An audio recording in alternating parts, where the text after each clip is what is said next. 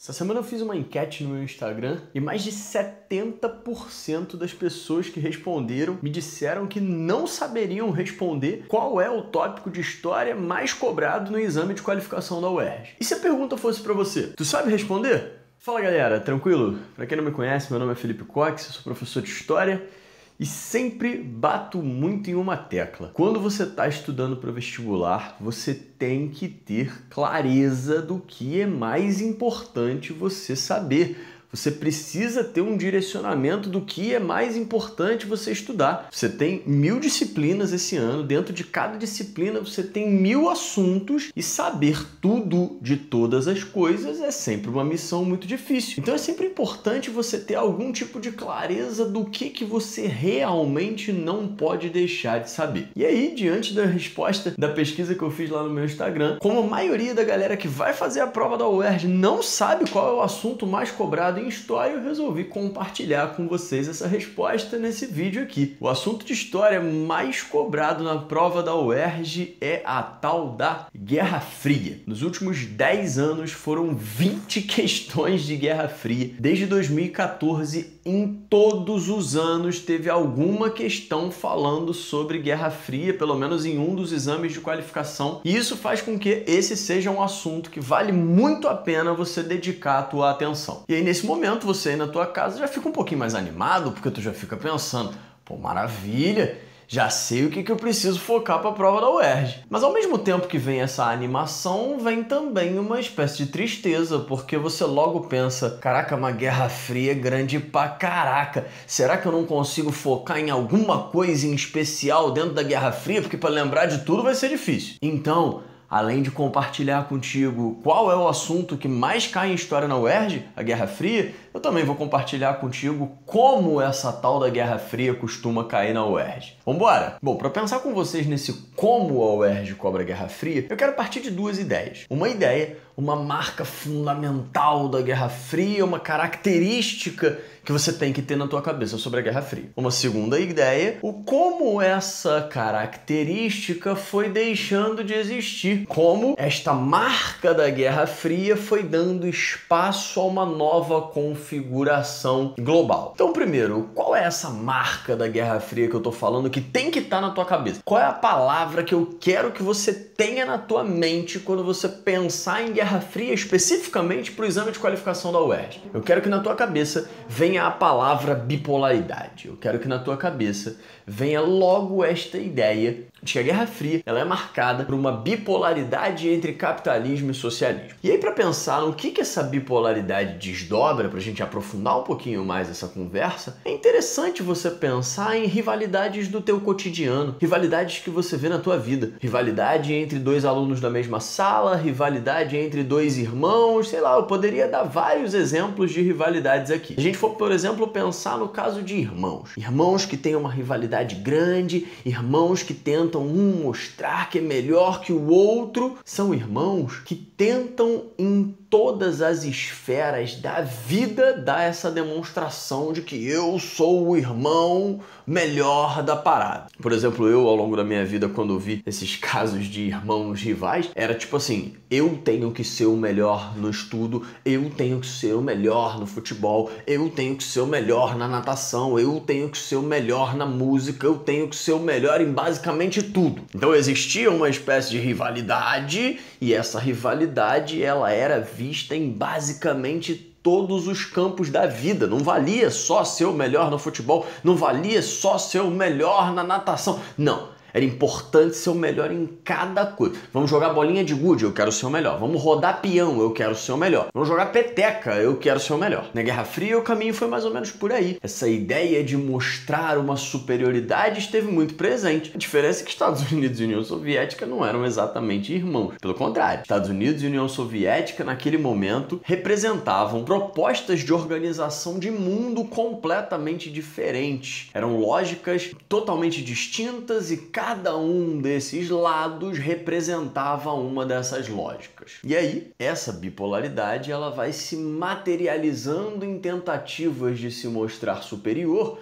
Por exemplo, quando a gente pensa numa corrida armamentista, que vai ser especialmente uma corrida nuclear, uma corrida atômica dentro da Guerra Fria. Isso também é claro quando a gente percebe a existência de uma corrida espacial presente dentro da Guerra Fria e sempre muito comentada, já apareceu algumas vezes na prova da UERJ. Então, seja no campo espacial, seja no campo armamentista, dentro da Guerra Fria existia de forma muito constante essa tentativa de mostrar uma superioridade. Eu sou o melhor no futebol, eu sou o melhor na natação, eu sou o melhor numa corrida armamentista, eu sou o melhor numa corrida espacial. E aí, nesse sentido de uma Guerra Fria construída em cima de uma lógica bipolar, um ponto importante era também construir aquilo que a gente chama de áreas de influência.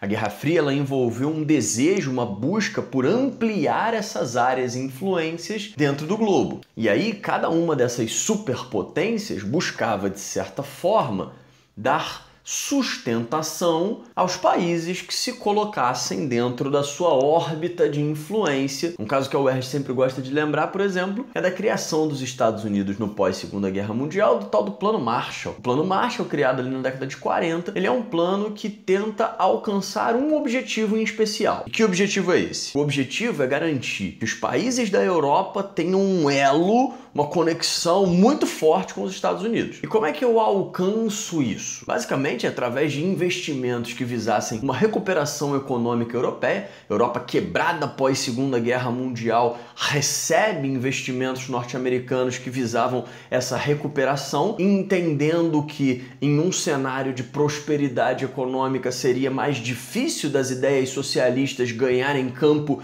do que em um cenário de uma decadência econômica. Os Estados Unidos entendem que uma Europa quebrada, uma Europa falida, é uma Europa que seria um campo mais aberto para a difusão das ideias socialistas, então era importante reconstruir economicamente essa Europa para tentar, de certa maneira, afastar a chegada dessas ideias socialistas e, além de, claro, conter essa expansão do socialismo por lá. Uma das ideias dos Estados Unidos com isso tudo é, de certa forma, conectar, vincular a economia europeia à economia norte-americana. Então, assim, através da contenção do comunismo e do estabelecimento de uma espécie de vínculo da economia europeia com a economia americana, esse laço da Europa com os Estados Unidos seria construído com maior força. Então a UERJ gosta que você lembre, dentro dessa ideia de construir blocos de influência, aumentar as suas zonas de influência, a UERJ gosta que você lembre, por exemplo, dos Estados Unidos criando o Plano Marshall dentro desse contexto. E é interessante a gente perceber como é que, com o passar dos anos de Guerra Fria, vão cada vez mais pipocando conflitos. Só que não conflitos diretos entre as superpotências. Inclusive, o termo Guerra Fria tem a ver com isso. É uma guerra que, de certa forma, não esquentou, não existiram conflitos diretos entre Estados Unidos e União Soviética. A Guerra Fria, ela é marcada pelos conflitos indiretos. Ela é marcada por conflitos como, por exemplo, a Guerra da Coreia. Ela é marcada por conflitos como, por exemplo, uma Guerra do Vietnã. A Guerra da Coreia, a Guerra do Vietnã expressam momentos onde essa bipolaridade se faz presente nesses conflitos com o envolvimento dessas superpotências, mas sem que existisse um choque direto entre elas. Até porque o choque direto era algo que, no fim das contas, seria ruim para todo mundo. Existia uma teoria que chamava-se, inclusive em inglês, de MAD.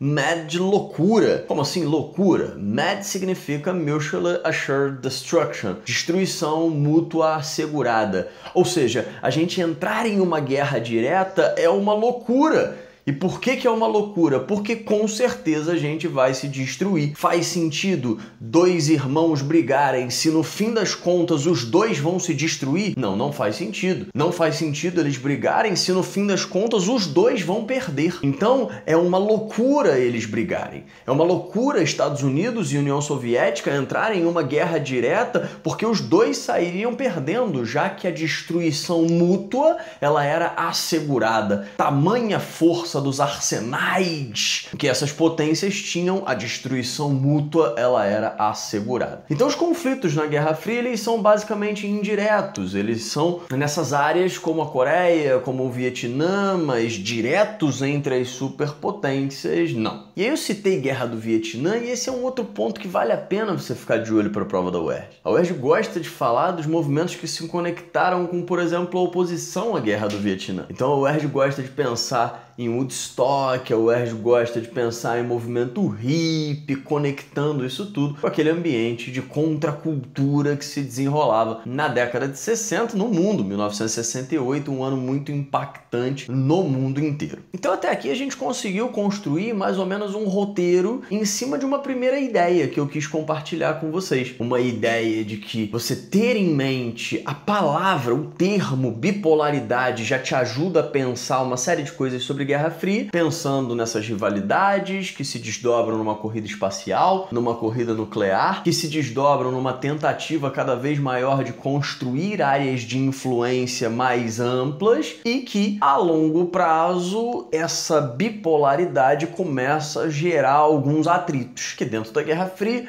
foram essencialmente indiretos, mas apesar de indiretos, não passaram em branco. Mesmo assim, existiram movimentos opositores a esses conflitos que surgiram, como, por exemplo, a gente vê nos Estados Unidos a oposição à Guerra do Vietnã. Agora, eu quero pensar com vocês numa segunda ideia que concentra também uma boa parte das questões da UERJ sobre esse período. E essa ideia é, quando essa bipolaridade sai de cena, o que fica? E aí você vai pensar em multipolaridade da ordem econômica. Se você tiver essas duas ideias na tua cabeça, você está num bom caminho para o UERJ. Bipolaridade característica da Guerra Fria. Quando essa bipolaridade vai deixando de existir, a gente vai caminhando para uma lógica de uma multipolaridade na ordem econômica. E aí, pensar somente sobre a multipolaridade não interessa para o UERJ. Interessa também pensar em como nós chegamos lá. Ou seja, como essa tal dessa bipolaridade foi caminhando para o seu fim. E aí é muito válido você lembrar de algumas características do fim da União Soviética. E especialmente o que vale a pena a gente pensar sobre o fim da União Soviética. Bom, vou tentar te dar um exemplo para facilitar algumas ideias na tua cabeça. Você já deve ter percebido que quanto menos espaço a gente dá, menos a gente tende a ouvir algumas coisas. Como assim? Vou te dar um exemplo. Eu entro em sala, início de ano, não conheço a turma, eu prefiro nem citar qual é meu time de futebol. Por quê? Porque, bom, se eu citar qual é meu time de futebol, se eu começo a falar de futebol, se eu começo a tocar na história do futebol o tempo todo, eu meio que abro espaço para brincadeiras relacionadas a isso. Quando eu não dou espaço, a crítica ao meu time, ela tende a ser, de certa forma, sufocada. Eu não dei espaço, ninguém vai ficar me sacaneando com o meu time, que, inclusive, no momento, a única coisa que ele está proporcionando é realmente a galera me sacanear. Mas, enfim, quando eu não dou esse espaço, quando eu não dou essa abertura, essa crítica ela fica meio que calada, ninguém fala sobre isso, ninguém sacaneia o meu time. Agora, se eu entro em sala e começo a brincar, ah não, que futebol isso, ah não, que futebol aquilo, ah não, que eu sou torcedor de não sei o que, ah não, que eu não sei. Se eu começo a brincar dessas paradas, eu de certa forma dou abertura para que os meus alunos possam, numa quinta-feira pela manhã, depois de uma quarta-feira deprimente, assistindo o jogo, vir para mim e falar, e aí professor, como é que tá essa vida de sofrimento aí e tudo mais. Acaba que não tem jeito, eu sempre falo, eu sempre brinco e a galera acaba me sacaneando mesmo. Mas eu acho que você consegue entender mais ou menos o que eu tô falando. Se eu não cito futebol, se eu não falo de futebol, provavelmente ninguém vai tocar nesse ponto comigo. Agora, se eu dou essa abertura, a galera com certeza vai tocar nesse ponto comigo e provavelmente vai me zoar, porque no momento é o que tá dando mesmo. Pois bem, você então consegue acompanhar comigo como abrir uma brecha faz com que a possibilidade de fala, a possibilidade de crítica, ela seja muito mais ampla. Em 1985, um camarada chamado Mikhail Gorbachev, que naquela época liderava a União Soviética, começou a fazer uma série de reformas dentro da União Soviética. Perestroika, Glasnost, as duas famosas reformas, Perestroika fazendo uma reestruturação econômica, Glasnost fazendo uma reestruturação política e dando mais abertura para uma liberdade de expressão. E aí, essas reformas que, por exemplo, permitem maior liberdade de expressão, elas acabam dando espaço espaço ao surgimento de cada vez mais movimentos que se mobilizam contra a presença soviética. Então essas reformas, elas abrem espaço para pedidos de maior autonomia política, por exemplo, em áreas que tinham uma presença, uma dominação soviética. Então quando a gente olha, por exemplo, para 89, em 89 você vai ver um muro de Berlim caindo na Alemanha, em 90 você vai ver uma Alemanha se reunificando 30 anos atrás, você vai olhar para uma Tchecoslováquia, você vai ver Revolução de Veludo, você vai olhar para a própria União Soviética, você vai vê-la chegando ao seu fim. E à medida que a União Soviética acaba, é interessante perceber os impactos disso para essas regiões antes dentro de uma esfera de influência essencialmente soviética. É interessante a gente perceber como essas antigas repúblicas soviéticas vão começar a se fragmentar, como agora vai chegar cada vez mais uma ampliação de uma liberdade de expressão,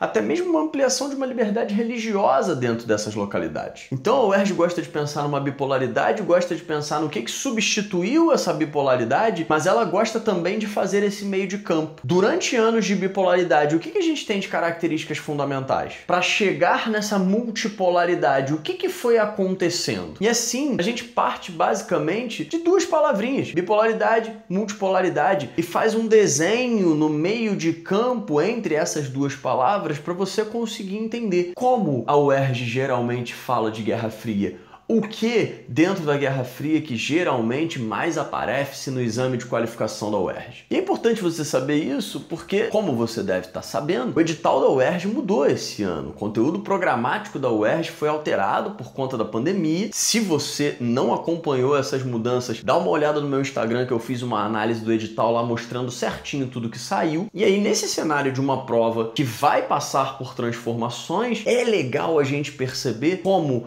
a maior parte dos itens do edital que geralmente são utilizados para abordar a Guerra Fria permanecem por lá. Então, dentro de um edital com transformações, Guerra Fria é um assunto que sempre aparece, que a base para a cobrança da Guerra Fria continua por lá. Então esse é um assunto sempre importante e esse ano, mais uma vez, importante para você ficar de olho. Se você quiser essas ideias sobre Guerra Fria organizadinhas, bonitinhas, num esqueminha legal, eu vou disponibilizar lá no meu Instagram um mapinha mental contendo tudo isso que a gente conversou por aqui, que assim você pode revisar, consultar sempre que você quiser dar uma relembrada nesse assunto focado na prova da UERJ. E se você quiser ouvir mais sobre coisas sempre cobradas, sobre coisas sempre importantes e que permanecem no edital 2021, fica de olho aqui, porque uma vez por semana eu vou disponibilizar algum videozinho falando sobre um assunto relevante para o exame de qualificação da UERJ. Valeu? Espero que tenha sido útil esse nosso primeiro dessa série de vídeos. Um beijo grande, até uma próxima. Tchau, tchau, povo!